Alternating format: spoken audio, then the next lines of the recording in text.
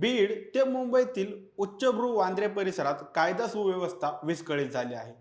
पुणे, बीड, मुंबई अशा जिल्ह्यात तर गुन्हे घडणं म्हणजे किरकोळ झालं आहे. आता बीडमध्ये संतोष देशमुख हत्या प्रकरणाचं वातावरण चिघळलेलं असतानाच बॉलिवूड स्टार सैफ अली खानवर जीवघेणा हल्ला झाला आहे. 16 जानेवारीच्या मध्यरात्री सैफवर चाकूने हल्ला करण्यात आला.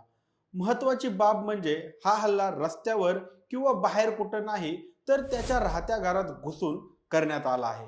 आता गेल्या अनेक महिन्यांपासून वांद्रा परिसरात अनेक मोठ्या व्यक्तींवर असे हल्ले झाले आहेत.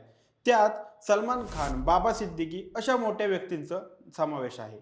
आता व्हिडिओमध्ये नेमका सैफवर हल्ला कोणत्या कारणामुळे झाला, यामागे नेमकं काय कारण असू शकतं आणि अशा प्रकारचे हल्ले होत असतील तर आपली कायदा सुव्यवस्थेची वाट लागली आहे का, या सगळ्या गोष्टी समजून घेणार आहोत या व्हिडिओमधून. नमस्कार, मी सनी आणि तुम्ही पाहताय दैनिक राज्य लोकतंत्र. 16 जानेवारी 2025च्या मध्यरात्री सैफ आपल्या वांद्र्यात असलेल्या सद्गुरू शरण या सोसायटीच्या फ्लॅटमध्ये कुटुंबासह होता. पत्नी करीना कपूर, तैमूर आणि जहांगीर ही दोन्ही मुलं त्या रात्री त्यांच्या सोबतच होती. अशात मध्यरात्री एक अज्ञात व्यक्तीने घरात घुसून सैफवर हल्ला केला. त्यात सैफ गंभीर जखमी झाला. त्याला तात्काळ लीलावती रुग्णालयात दाखल करण्यात आलं. पहाटे 6 ते 11 वाजेपर्यंत त्याच्यावर शस्त्रक्रिया करण्यात आली. आतापर्यंत सैफची प्रकृती चांगली झाली आहे असं सांगण्यात येत आहे. आता ही घटना झाली तर ती आत्ताचीच नाही, यापूर्वीही अशा घटना घडलेल्या आहेत. 12 एप्रिल 2024 रोजी भर दिवसा सलमान खानच्या घरावर गोळ्या झाडण्यात आल्या होत्या. यापूर्वीपासूनच सलमान खानला अनेक धमक्या येत होत्या. यामागे बिश्नोई टोळी असल्याचं समोर आलं होतं. यानंतर काही प्रमाणात वातावरण शांत झालं आहे असं वाटत असतानाच एरी विधानसभा निवडणुकीपूर्वी 12 ऑक्टोबरला माजी मंत्री बाबा सिद्दीकी यांची भर रस्त्यात हत्या करण्यात आली. हा खून होताच एक नाव पुन्हा समोर आलं, ते बिश्नोई टोळीचं. या खुनाची संपूर्ण जबाबदारी बिश्नोई टोळीने घेतली होती. आता सैफच्या प्रकरणातही बिश्नोई टोळीचा हात असू शकतो अशी शक्यता वर्तवली जात आहे. पण माध्यमांमध्ये अनेक वेगवेगळ्या गोष्टी मांडल्या जात आहेत.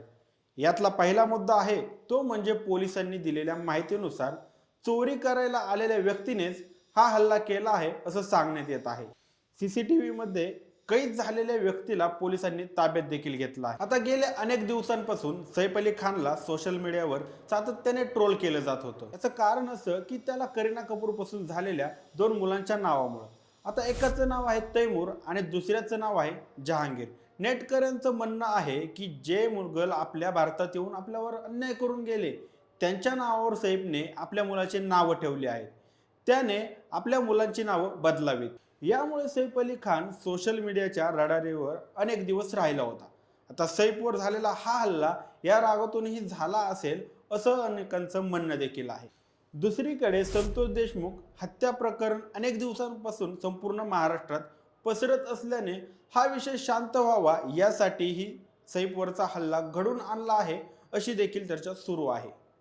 आता मुंबईसारख्या एवढ्या उच्चभ्रू असणाऱ्या ठिकाणी एवढ्या मोठमोठ्या व्यक्तींवर जर असे जीवघेणे हल्ले होत असतील तर सामान्य माणसाचं जीवन किती धोक्यात आहे हे यावरूनच आपल्या लक्षात येतं. गृह खाते संपूर्णपणे फेल गेलं आहे याची चर्चा संपूर्ण महाराष्ट्रात होत आहे. सैफ अली खानवर हा हल्ला का झाला? त्याने आपल्या मुलांची नावे तैमूर आणि जहांगीर ठेवले म्हणून का? का त्याने एक हिंदू अभिनेत्रीसोबत लग्न केलं यामुळे?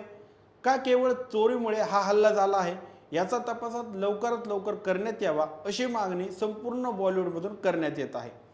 हा तपास पूर्ण होईलच, पण बाबा सिद्दीकी, सलमान खान आणि आता सैफ अली खान यांच्यावर झालेल्या हल्ल्यामुळे महाराष्ट्रातील कायदा सुव्यवस्था मृत पावली आहे असं चित्र स्पष्ट होत आहे.